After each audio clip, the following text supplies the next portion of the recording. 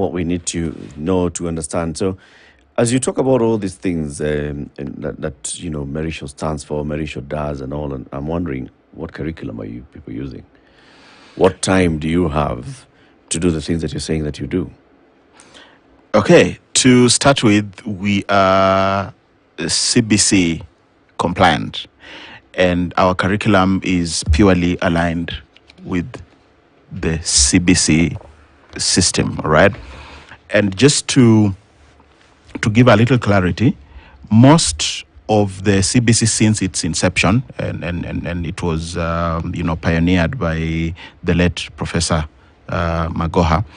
At the time, he told us that we were the only school, Merishaw was the only school in the country where the grade 7 and grade 8 of the CBC was domiciled in a high school. All the other JSS at the time were domiciled in a primary school. What does that make us? The trailblazers of CBC. What does that mean? We were the first. We were the pioneers. Okay. We were the first high school. At what grade does one enroll? So right now, Merishaw? we have grade 7 and 8, and going into next year, now what we used to call Form 1 is now 9. Yeah, is now grade 9. So we have admissions for grade 7, grade 8, and grade 9, and that makes the junior secondary school, the JSS. And what is special about that, and special about Merishaw, that's the kind of mentorship that we do, is that for those parents who are connected enough with the children and want to sustain that, guess what? We allow you to pick your kids on Friday evening and bring them back on Sunday evening for grade 7. Any weekend, any? Yes, grade 7, grade 8, grade 9. Now, I'm a parent. It should surprise you why I'm the one here. It is because, really, Merishaw School is an integrated school that gives that family parenting community experience to the boy child as part of the icing on the cake. So this is really what the school is anchored on. It is anchored on the principles of CBC. And so we invest a lot in critical thinking, developing the critical thinking skills. We invest a lot in developing the capabilities of the students to be innovative and the capability of the students to be able to solve, to create solutions. So really, we were Examples. CBC. Sorry? Examples? Okay. Examples. We put it this way. In the school, within the school, a lot of parents, when we began, for example, when we worked together with the school to set up the mentorship program, we would go to the school, and when we go to do mentorship, the boys will begin telling us about one little thing here that needs to change, and one little thing here that they thought needed to be worked out differently and what have you. And we told them that we are not babying you.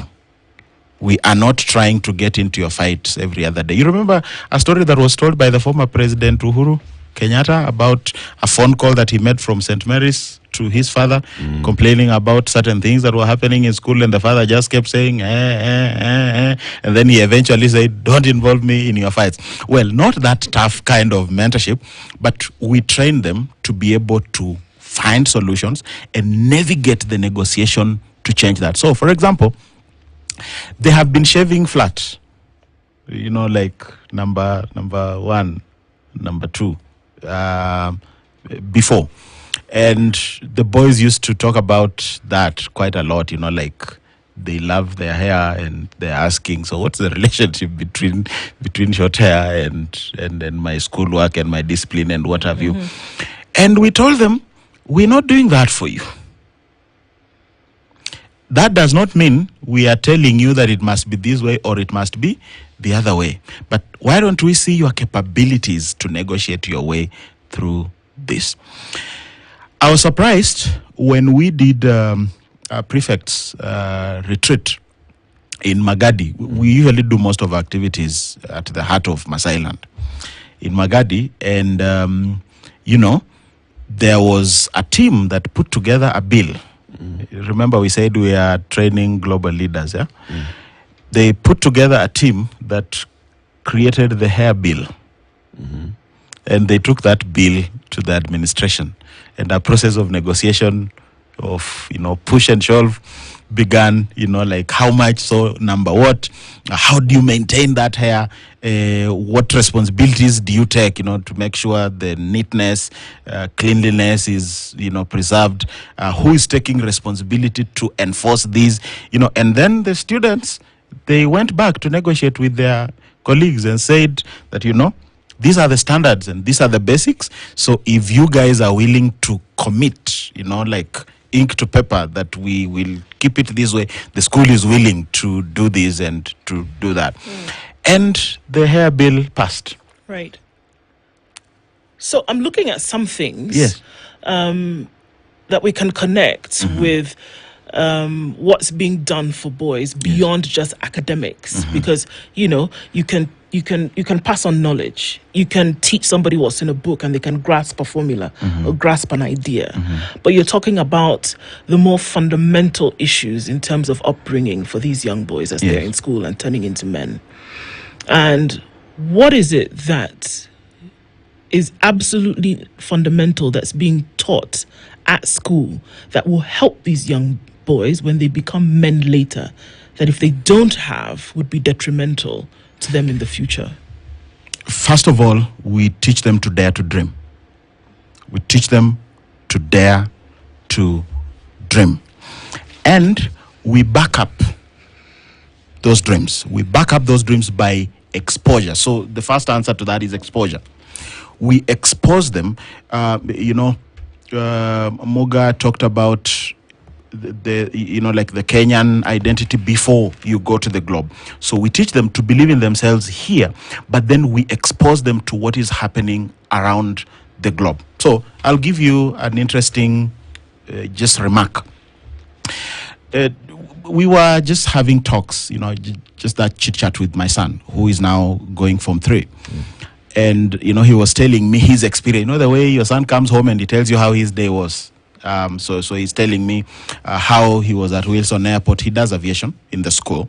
How he was at Wilson Airport, and how they flew around. And when it was his turn, at that time he didn't have the height he has now. So he's saying, no, you see, now I couldn't see so clearly, and while I'm at the cockpit, and so I decided I'm going to to bring the plane down a little bit so that I can see. And then my colleagues were screaming, and I was telling them, come on guys, I know what I'm doing, I'm the pilot here.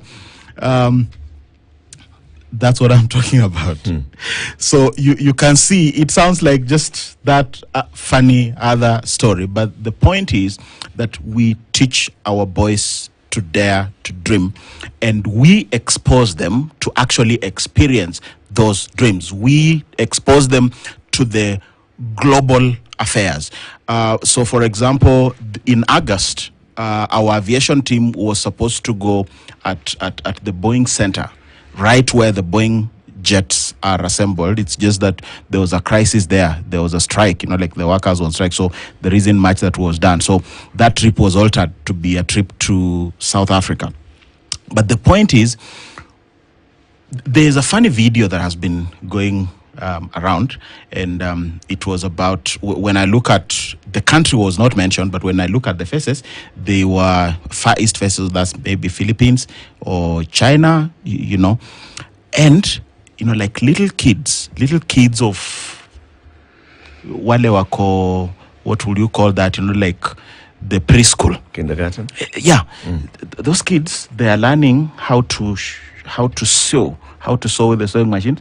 They are learning how to fix tires.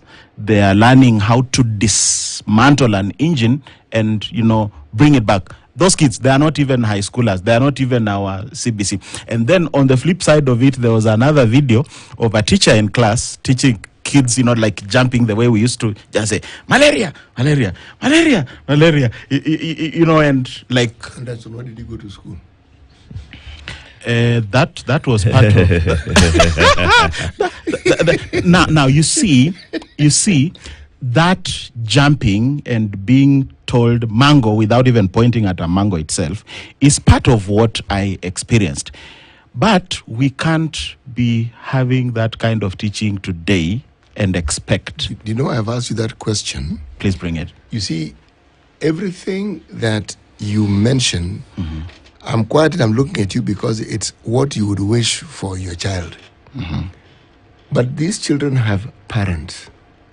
And their parents went to school where they were jumping and shouting mango like you. Okay? Now, the connection, so that the parent is also in touch with what it is that you're doing. Because remember, they're going to be parenting based on their experiences. So even as you bring up the children, there's a process here where the parents are also being brought up. They may not think so, but they are. Because many of those parents are being brought up to understand a system that they never experienced themselves. Now, my question is, how have parents responded to this? Because they mean well, but whatever it is that they are now being introduced to, they cannot say, or very few can say, it is something that they actually experienced. Okay. Thank you for that question. I have two answers to it. Number one is that they have responded positively because they came to school and that vision was shared to them one-on-one. In our adverts, we paint the picture of what kind of school it is and what kind of programs it is that we have.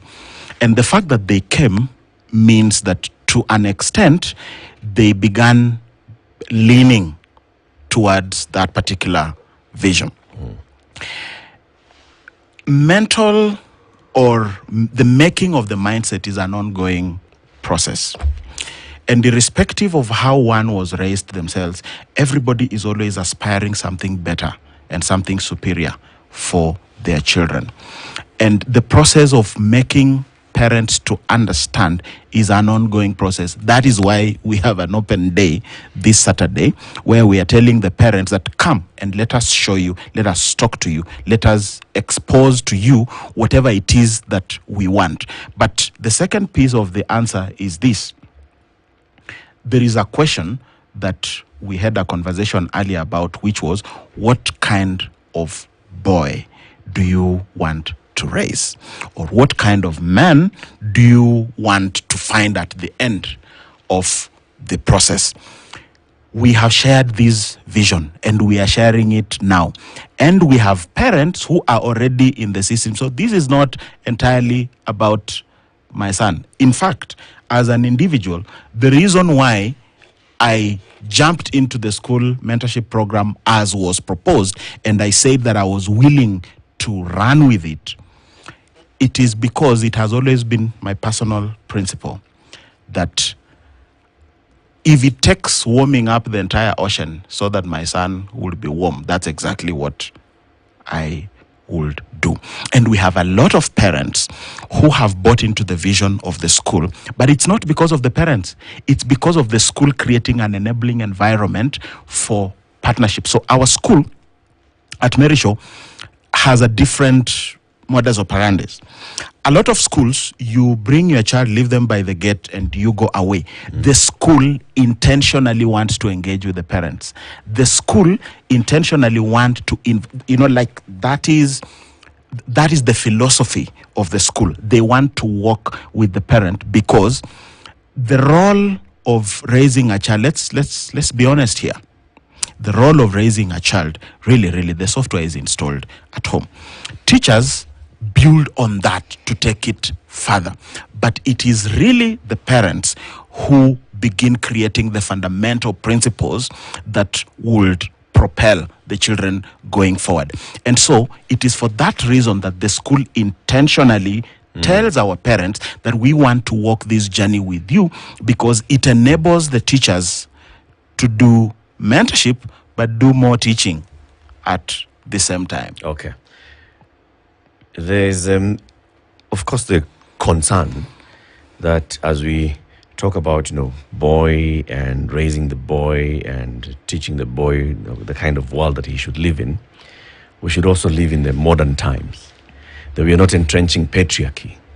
That we are making sure that this boy then goes to grow up understanding his position as a boy into a man, and his relations with others, with other men, with other women, with younger women, with girls.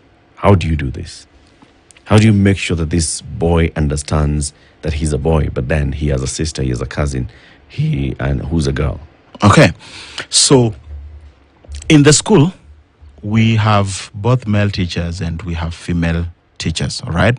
And over and above the classroom teaching that goes on, the school also engages in continuous mentorship programs and mentorship conversations. One of the themes and the topics that you will find in this mentorship book is healthy relationships. And healthy relationships, it is both, the lateral relationships with your peers, in school, within the estate, but it is also your relationship with your parents and your teachers, and also relationships with the opposite sex and everything that goes with it, and the whole concept of positive masculinity. So the male and the female teachers do that. The parent mentors that come on board, it is also the fathers and mothers. We have had conversations, and like the men among them, so I can't talk ahead of them. The men among the knees, they have said, hey, can we just have a Father's Day and let's have a men talk, and just bring in all the fathers and all the father figures of these boys, and let's have men talk and all that. And there are conversations for the future, maybe the immediate future, because the conversations have already begun. Remember, these children, these morons, they belong to their parents. So the question you just ask, how have the parents bought in? So we keep a continuous conversation. We float motions, and together we agree as parents. We work with the teachers, and our structures is such that our interactions are that we have working committees. In those working committees are parents and teachers. So we have a real community of parents, teachers, and students, that the conveyor belt moves, leaving none of those entities behind. Okay. So it starts from grade 6 or grade 7? It starts from grade 7. Grade 7, grade 8, and grade 9. Right. That is the junior secondary. And the senior high school, then that becomes Form 2, 3, and 4. Because we have Form 2, 3, and 4 that are coming from... like who are part, that were part of the 844, and that's what we have. And those are the admissions that we have: grade 7, 8, 9, and then Form 2, 3. And the open day is this open weekend. day is this Saturday. Today is Thursday, right? Yes. So tomorrow is Friday. On Saturday, please. Where is it? Come. Merishaw. The signage. It's Mombasa Road, just after Isinya, is about 4 to 5 kilometers past Isinya. The signage, Merishaw, home of the boy child, a very big signage like this one, home of the boy child. So from Isinya heading towards Kajiado. Yeah, from Isinya heading 4 or 5 kilometers. 4 or 5 kilometers. See a sign on the road. You'll see a sign on the road on the left, Merishaw. But you can still see the school from a distance. All right. Yeah. Anderson Murunga, the Leopard King, has been our guest. He's a parent, he's a clinical psychologist, he's a mentor specialist and coordinator at the Merishaw School. Keep it here for more conversations. It's 8 a.m.